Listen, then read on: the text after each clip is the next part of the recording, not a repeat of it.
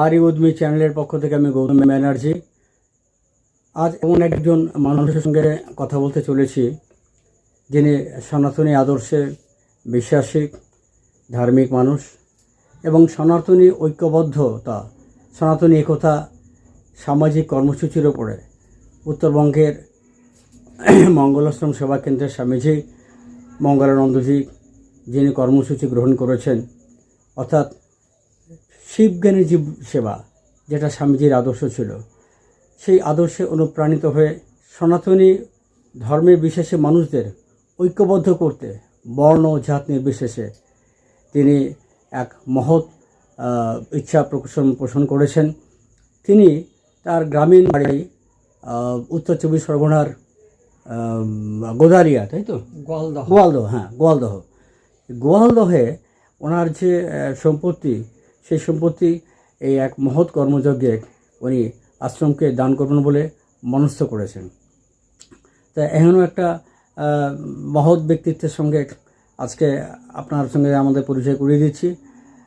কিছু প্রশ্ন অমিয়বাবু, অমিয় কুমার বিশ্বাস, আপনার প্রতি আমাদের থাকবে যে অমিয়বাবু, হঠাৎ এরকম একটা সিদ্ধান্ত আপনি নিলেন কারণ, যেখানে মানুষ আজকের যুগে কীভাবে আরও সম্পত্তি বাড়াবে, কীভাবে আরও বৃত্তকে বৃদ্ধি করবে, সেই একটা মানে সাধনায় রত থাকে বলা যায় আর কি। তা সেখানে হঠাৎ আপনার এইরকম একটা সিদ্ধান্ত নেওয়ার কারণটা কি? কোনো সম্পত্তি যদি মানুষের মঙ্গল হিতে না লাগে, তা সে সম্পত্তি আমার কাছে মনে হয় অর্থহীন, মূল্যহীন। তো আজকের আমি যখনই শুনলাম স্বামীজির কাছ থেকে, স্বামীজি মঙ্গলানন্দজি মহারাজ, তো তখনই আমি মনস্থির করে ফেলেছি যে মানুষের হিতে যদি আমার ওই সামান্য সম্পত্তি যদি কাজে লাগে, মানুষের মঙ্গলের জন্য যদি কাজে লাগে, তাহলে আমার মনে হয় আমার ওই সম্পত্তির যে ভ্যালুয়েশন তা বহুগুণ বেড়ে যাবে। আর সেই কারণেই আমার মনে হয়েছে যে এই পার্থিব যে সম্পত্তি সেটা ব্যক্তিকেন্দ্রিক হয়ে দাঁড়ায়, তো সেই জায়গার থেকে আমি একটু দূরে থাকতে চেয়েছি। এটাকে মানুষের মঙ্গলের জন্যে, মানুষের হিতে এবং সমাজের মঙ্গল যাতে ঘটে, সেই কারণেই আমি এই ধরনের ভাবনা চিন্তা, এই ধরনের ডিসিশন নেওয়ার মানসিকতা অনেক দিন থেকে পোষণ করছিলাম। সুযোগ সুবিধা আসছিল না, এমন একটি সুযোগ আমাদের কাছে আসবে, এটা ঈশ্বরেরই কৃপা, ভগবানেরই ইচ্ছা। আর এই ইচ্ছাকে একটু মনের মধ্যে ছিল বলেই হয়তো আমি আজকের সেই ইচ্ছা পূরণ করার যে স্বপ্ন আর কি আমার, সেই স্বপ্ন আমি আজকের হয়তো সাকার করতে চলেছি। সবার সহযোগিতার প্রয়োজন।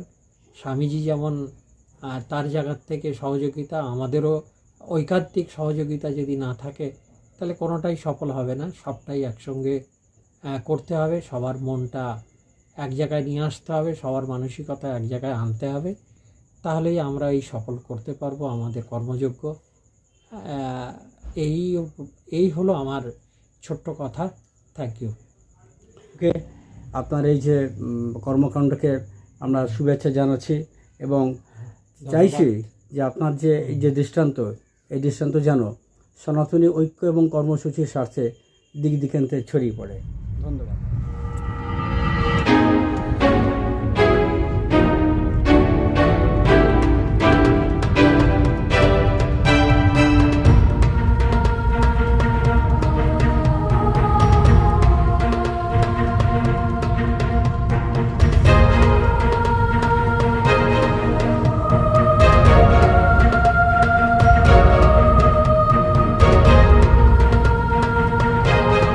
ইচ্ছা মতো এটা আমরা টাকির দিকে চলে গেছে, ওদিকে বাংলাদেশটা ওদিকে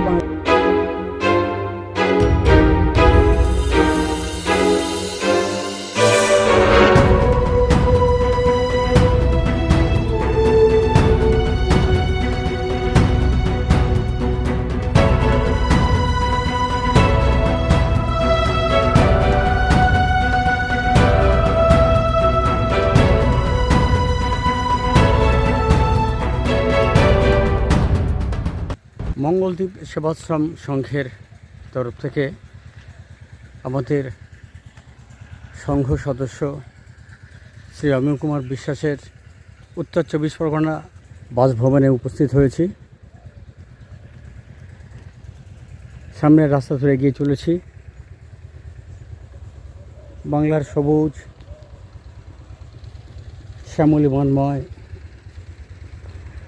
গ্রাম্য চিত্রের প্রতিলিপি। বাংলার শস্য শ্যামলা সবুজ গ্রাম যেমন হয়, অমিয় বিশ্বাস মহাশয়ের বাসভবনের পেছনের দিকটা রয়েছি। গ্রাম্য পথ, সামনে বিস্তৃত ধান ক্ষেত, আমুদাদের পৈতৃক সম্পত্তির পুকুর।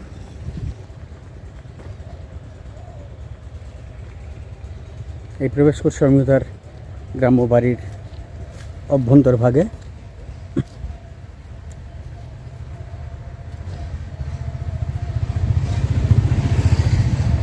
বাহাতে অমিয়তার গ্রামীণ ভবন,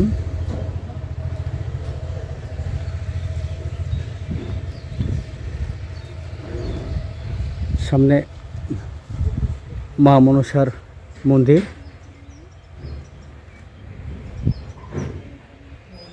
অমিয়তার দাদা বসে আছেন।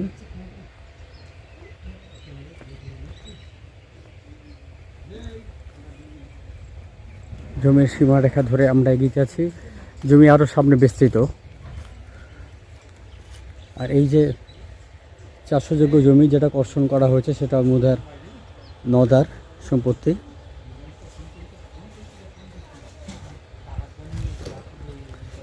এবার আমরা প্রবেশ করব তুলসী মঞ্চ, প্রবেশ করব গৃহ অভ্যন্তরে। দীর্ঘদিন অব্যবহৃত হয়ে আছে।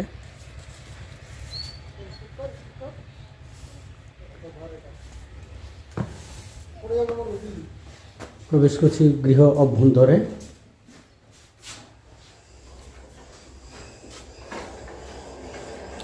দীর্ঘদিনের অব্যবহারের চিত্র সর্বত্র বোঝা যাচ্ছে।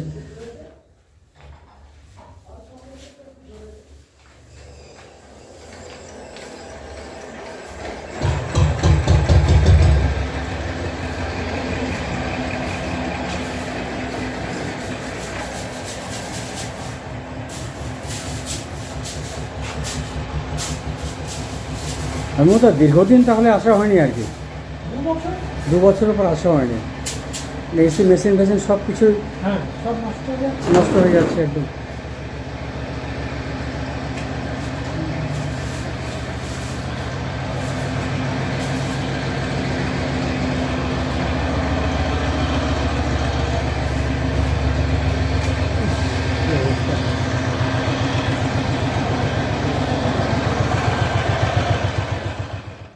এ বিষয়ে আমরা কথা বলে নিচ্ছি মঙ্গলদ্বীপ সেবাশ্রম সংঘের প্রধান মহন্ত মহারাজ স্বামী মঙ্গলানন্দজির সঙ্গে। আসুন উনি কি বলেন আমরা একটু শুনি। আমাদের সামনে উপস্থিত আছেন মঙ্গলদ্বীপ সেবাশ্রম সংঘের প্রতিষ্ঠাতা মহন্ত মহারাজ স্বামীজি মঙ্গলানন্দজি মহারাজ।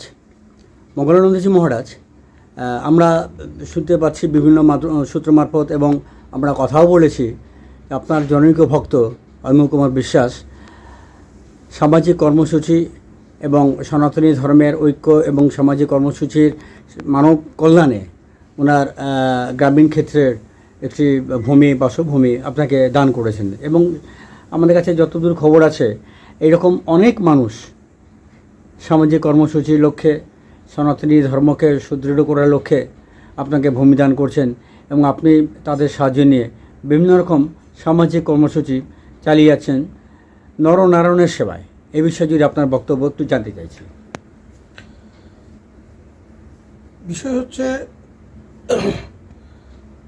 মঙ্গলদ্বীপ সেবাশ্রম সংঘকে যখন প্রতিষ্ঠা করা হয় তখন এই প্রতিষ্ঠা থেকেই আমাদের প্রথম থেকেই যে চিন্তাধারা ছিল সেইটা হচ্ছে নরনারায়ণের সেবা করাই হচ্ছে ঈশ্বরের সেবা করা, অর্থাৎ মানব সেবাই ভগবানের সেবা। তো সেই মানব সেবাকে আর কাজে লাগিয়ে আমরা বিভিন্নভাবে দেখেছি যে মানুষের কি কি কল্যাণগামী কাজগুলো করা যায়, যেমন দাতব্য চিকিৎসালয়, হ্যান্ডিক্যাপ স্কুল, বিভিন্ন জায়গায় স্কুল কলেজ নির্মাণ করা এবং গ্রামীণ ক্ষেত্রে মানুষের চিকিৎসার পরিষেবা দেওয়া এবং বিভিন্ন সামাজিক যে কাজ, সেই কাজগুলোকে প্রসারিত করার জন্য আমাদের বিভিন্ন সেন্টারেরও দরকার। তো সেই জন্য আমাকে যেভাবে অমিয়বাবু জমি দান করেছে, সেই জমিতে ওনার বাড়ি সহ মন্দির আরও আমবাগান সঙ্গে ওখানে অনেকটা জায়গা উনি আমাদের দান করেছে।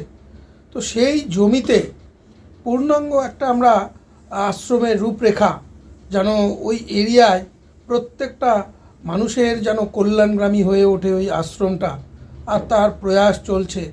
তো সেইটা আমাকে উনি দান করছে।